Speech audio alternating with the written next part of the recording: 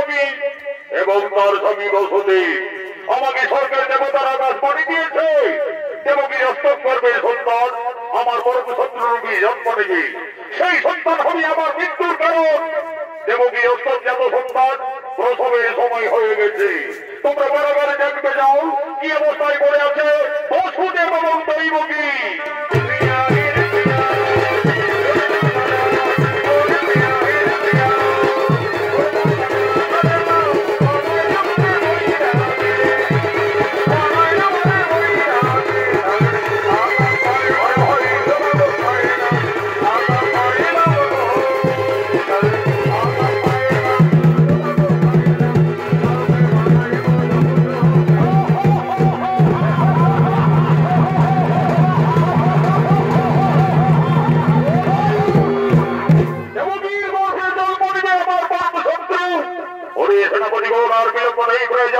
এই মুহূর্তেই তোমরা বড় হবে।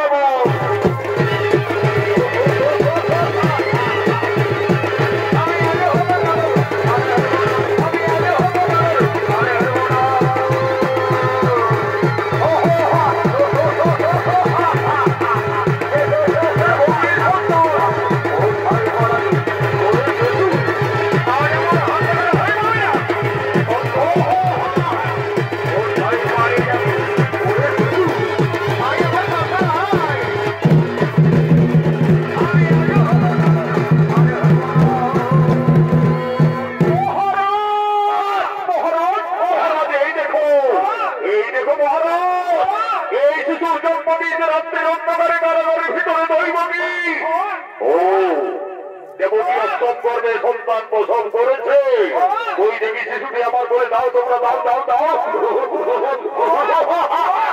এই শিশু দেবকী করবে সন্তান আমার পরম শত্রুটি জন্ম নিয়ে দেবকীর উপরে।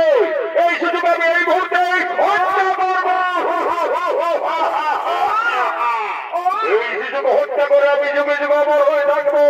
দেবতাদের আকাশবাণী মিথ্যা হবে, বংশরাজে অমর হয়ে থাকবে।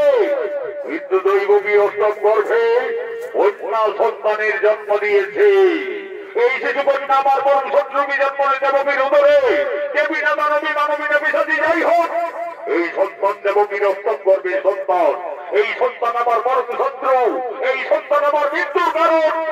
এই শিশুকে আমি এই মুহূর্তেই হত্যা করব, কিন্তু তোর পরে দিয়ে নয়। এই খুঁজে শিশুকে আজ আমি মারবো, মারবো।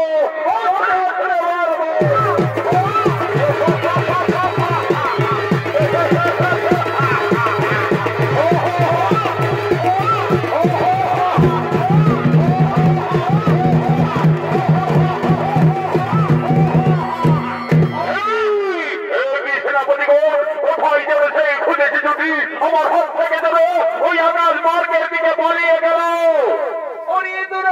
রাজা কংস আমার কি কংস কংস বলে আকাশ বাড়ি দিচ্ছে। আমি আত্মা শক্তি মহামায়া। মহামায়া কোথায় তুমি আত্মা শক্তি প্রকট হও। অরিদুরাচারী এই শিশু সেই শিশু নয়, তোমারে বধিবেছে গোকুলে মারিতেছে। আমারে বধিবেছে গোকুলে মারিতেছে। সেই সন্তান কিভাবে গোকুলে গেল? ওই সেনাপতিগণ এক্ষুনি গোকুলে আক্রমণ করো, প্রতি ঘরে ঘরে যাবে। যেখানেই পাইবে নবজাত শিশুকে সেখানেই আছড়ে